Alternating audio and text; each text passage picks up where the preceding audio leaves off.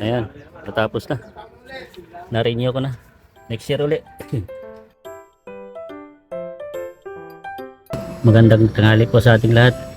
Isang mapagpalang araw po sa lalo sa ating mga followers, sa mga lahat ng mga nanonood. Ngayon ay July 30. Time check 2:47 na ng hapon. Natapos na ako sa LTO. Na-renew ko na yung aking ORCR. After 1 week natapos na rin. So ngayon didiretso na tayo ng diaryo para sa sticker ng ating motor at saka mirrors permit. So yan na yung last. So tagal ko bago natapos kasi nga nagka-problema dun sa LTO, laging offline.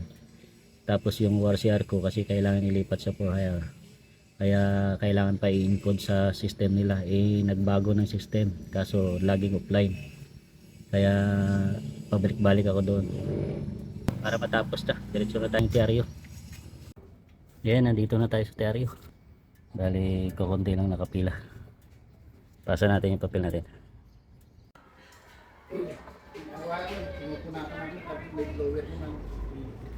Yan, tinanggal na natin yung dating prangkisa. Yan, wala na. Antay pa tayo ma-release yung ating papel. Tsaka madikitan ng sticker.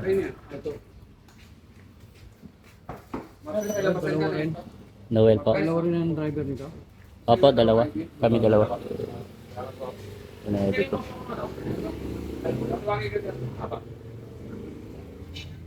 Tuesday.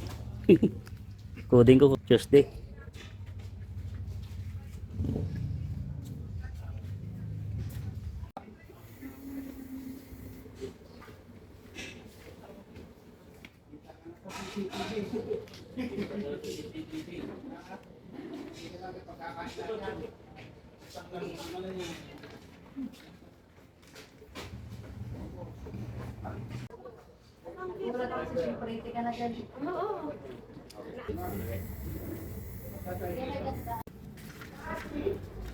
Photograph. Ayan, natapos na. Na-renew ko na. Next year ulit. Ayan, natapos na tayo. Bali next year na naman ulit.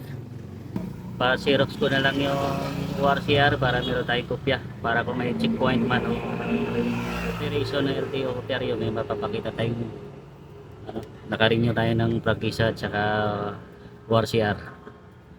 Ayan, uwi na ako. Salamat, natapos na rin.